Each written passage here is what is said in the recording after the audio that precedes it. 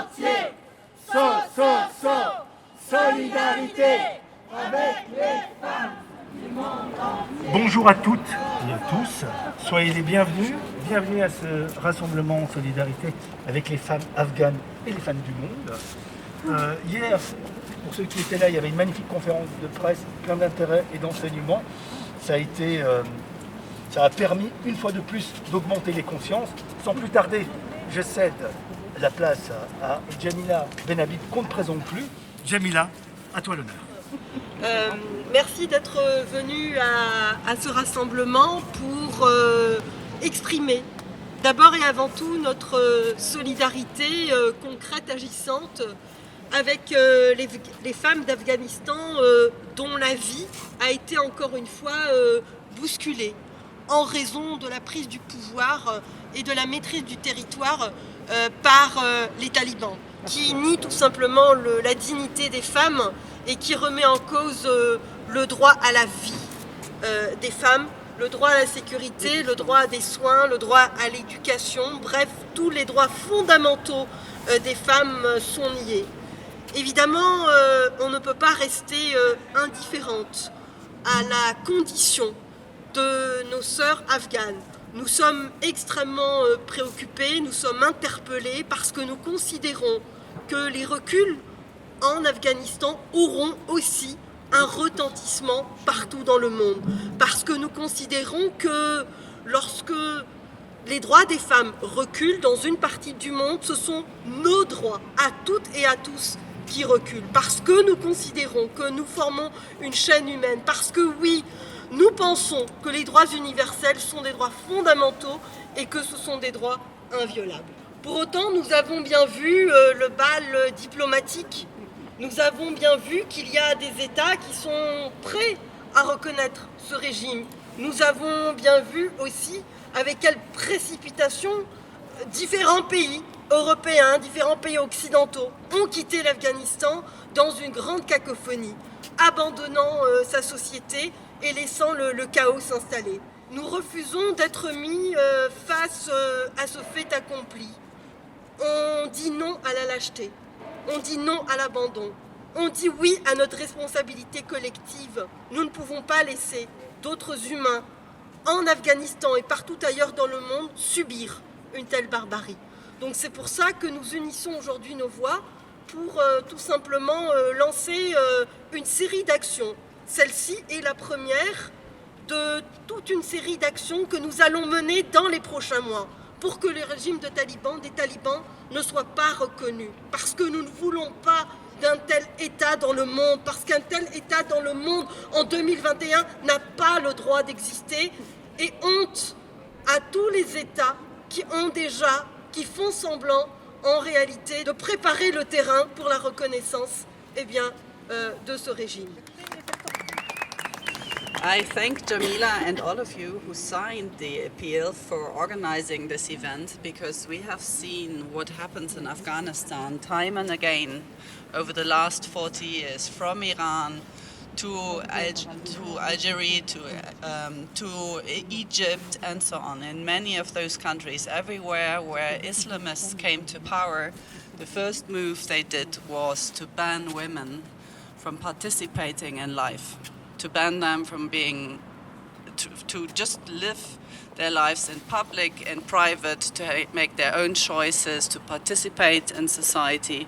So there were warnings from the beginning of the peace talks from Afghan feminists who said, if you include the Taliban, then we will suffer. Nobody listened to them. So it is extremely important for us as women on this International Day for the Elimination of Violence Against Women to remember that human rights are the rights of women everywhere in the world, no matter if it's in Brussels, in Berlin, or in Kabul. So if we defend the rights of women in Kabul, we also defend our rights, because we cannot uphold the values of the European Union if we do not uphold them in the entire world. The Minister of the Exterior of Germany already announced that they're willing to support the Taliban, even though they're not willing to recognize them formally. It is a recognition if you talk to them There have been German diplomats in Kabul those last days. The Minister of External Affairs, the High Representative of External Affairs of the European Union, Joseph Borrell, also announced that they will open an office in Qatar in order to have a venue to talk directly to the Taliban. All this is a mistake. And this is why we demanded in our appeal not to recognize the Taliban, but to help the Afghan people and especially Afghan women to save their rights and also to help them if they have, for example, proposed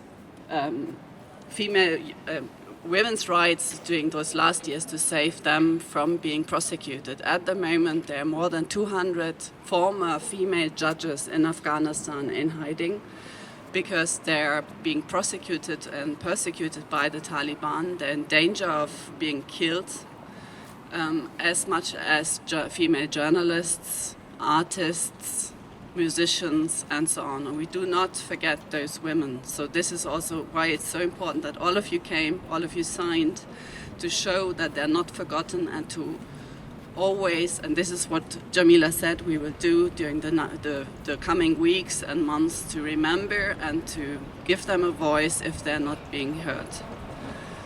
So to the concrete things that we can do, we can demand from our politicians, from the German government, Naila and me, we came from Berlin, not to recognize the Taliban, but also not to finance them and also to sanction those regimes who work with the Taliban, because we also have to isolate them on an international level, which means also to look at what is Qatar doing, what is China doing, who's going to recognize the Taliban and who's going to enter into trade deals with the Taliban, which is extremely important.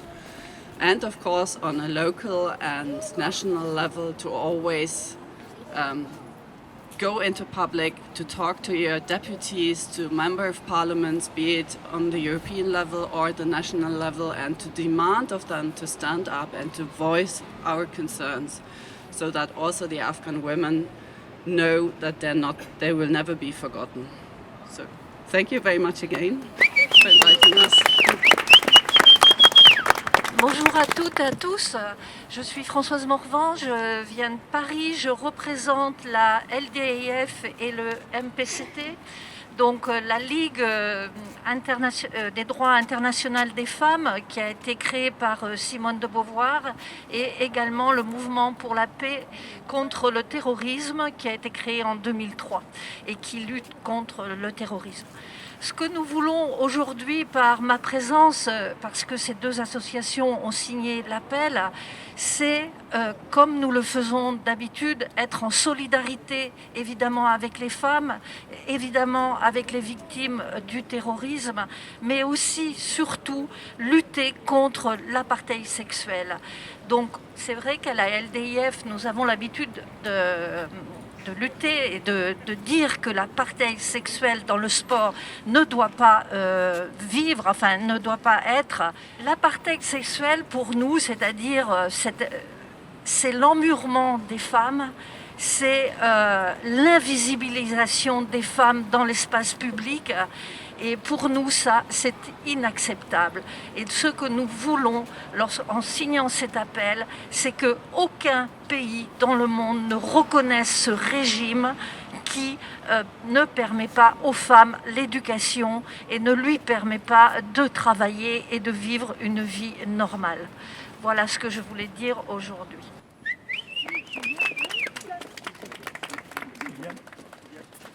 Bonjour à toutes et à tous. Voilà, c'était important pour nous d'organiser cette rencontre aujourd'hui en soutien avec les femmes afghanes. Parce qu'aujourd'hui, depuis que les talibans sont revenus, elles ont perdu tous leurs droits. Elles ont perdu le droit à l'éducation, elles ont perdu le droit à être visibles dans la société, elles ont perdu leurs droits, tous leurs droits en réalité. La sexualité est criminalisée, leurs corps sont diabolisés et donc elles sont invisibilisées. Comme le disait Rebecca, elles se cachent. Elles se cachent quand elles ont dû des métiers comme juges, comme journalistes, parce que leur vie est en danger. Elles se cachent quand elles sont jeunes, parce qu'elles ont peur d'être kidnappées, enlevées, violées, mariées de force. Et donc aujourd'hui, nous ne pouvons pas détourner notre regard de ces femmes. Nous devons continuer à les soutenir, nous devons continuer à exprimer notre solidarité. Comme féministe, laïque, universaliste, comme mère, comme fille, comme femme, comme grand-mère, je pense que c'est mon devoir, c'est notre devoir d'être là pour leur dire qu'elles ne sont pas seules. Et vous dire que ces femmes, si elles sont victimes aujourd'hui d'un régime sanguinaire qui les massacre, soit en les tuant, soit en les invisibilisant et en les tuant, en les excluant de la société, elles sont aussi une force incroyable. Ces femmes sont le visage de la résistance. Ces femmes sont une force politique aujourd'hui et nous devrons les aider à retrouver leur place dans la société. Et c'est pour ça aussi qu'on est là, c'est pour ça que Jemila a lancé cet appel et c'est pour ça que nous sommes venus les soutenir. Vous savez, les femmes dans les situations de guerre sont plus à risque que les soldats. Les femmes sont 75% des victimes de ces zones de guerre, les femmes et les enfants. Pourtant, elles ne sont que 4% autour de la table de négociation. Nous devons mettre ces femmes afghanes, elles doivent être face aux talibans pour négocier. Nous ne devons pas nous compromettre avec les talibans, mais nous devons mettre ces femmes-là pour qu'elles soient la force visible de la démocratie et qu'elles soient là pour négocier leur retour dans la vie afghane. Nous sommes avec elles, ensemble elles gagneront, ensemble nous gagnerons. Merci. Bonjour à tous, bonjour à toutes. Merci avant toute chose au collectif, à la Ligue qui a organisé ce rassemblement. Je pense que c'était essentiel de pouvoir nous réunir, en particulier en cette journée internationale pour l'élimination des violences à l'encontre des femmes et des filles. Et je suis particulièrement émue d'être parmi vous aujourd'hui parce que je pense que c'est effectivement indispensable aujourd'hui non seulement de condamner le gouvernement taliban, mais aussi d'exprimer tout notre soutien et toute notre solidarité à l'égard de ces femmes et de ces filles qui en sont les victimes aujourd'hui. J'ai aussi une petite bonne nouvelle. Elle vaut ce qu'elle vaut à vous apporter. Nous avons voté hier, à l'initiative de ma collègue Catherine Jadin, nous avions également apporté notre pierre à l'édifice avec un texte qui a été voté hier à la quasi-unanimité, moins l'abstention notable du Vlaams Belang, une proposition de résolution qui vise justement à condamner le gouvernement taliban, mais aussi à poursuivre tous nos efforts en matière d'aide humanitaire, mais aussi de soutien sur notre sol à toutes ces femmes et toutes ces filles quand elles arrivent sur notre territoire, mais donc aussi les aider pour qu'elles arrivent jusqu'ici et donc à leur octroyer la protection internationale, la protection qu'elles méritent. Bravo, bravo. Donc c'est un petit pas qui d'ailleurs fait suite à d'autres initiatives qui ont été amorcées dans le même sens par mes collègues du Parlement européen et donc je en remercie aussi. Et puis aussi je voulais vous dire à quel point c'est important pour moi d'être aujourd'hui ici parmi vous parce qu'en fait je considère que ce qui se passe en Afghanistan aujourd'hui, qui est un véritable désastre humanitaire, on en est en partie responsable et on se doit de faire preuve d'une grande humilité par rapport à cela. Je pense bien évidemment à ce retrait des forces armées américaines d'Afghanistan, mais aussi finalement à la faiblesse de la communauté internationale face à l'intégrisme religieux. Et justement, ce qui me renforce dans mon combat, et le combat de mon parti des filles, pour la laïcité. Parce que la laïcité, finalement, c'est le meilleur rempart que nous avons contre les intégrismes religieux. Et on voit à travers le régime des talibans que ce que fait justement ce régime, c'est s'attaquer bien évidemment aux femmes, la moitié de l'humanité, à leurs droits, à leur accès, on l'a dit, à l'éducation, à l'emploi, au sport, à la culture, finalement à tout ce qui leur permet de s'émanciper et d'être des êtres à part entière. Et donc au-delà de ça, on les invisibilise, on les cache, on les exclut quand il ne s'agit pas de les massacrer, purement et simplement. Et donc, je pense que c'est important de porter à nouveau ce message pour dire que ce combat il est encore plus que jamais d'actualité, d'autant plus que lorsque un tel régime s'attaque aux femmes, il s'attaque aussi en même temps à tout ce qui représente une vraie société démocratique, à savoir une société où il y a un état de droit, où il y a une indépendance de la justice, où il y a une indépendance de la presse. Et donc on voit que vraiment le combat que l'on poursuit à travers la laïcité et à travers les droits des femmes, c'est tout simplement un combat pour une vraie société démocratique où chacun doit être libre, en sécurité et protégé. Je vous remercie et vraiment tout mon soutien à toutes ces femmes encore. Bravo. Bonjour à toutes, bonjour à tous. Alors je ne vais pas rajouter encore grand chose par rapport à tout ce qui a été dit, je crois que l'essentiel a été dit.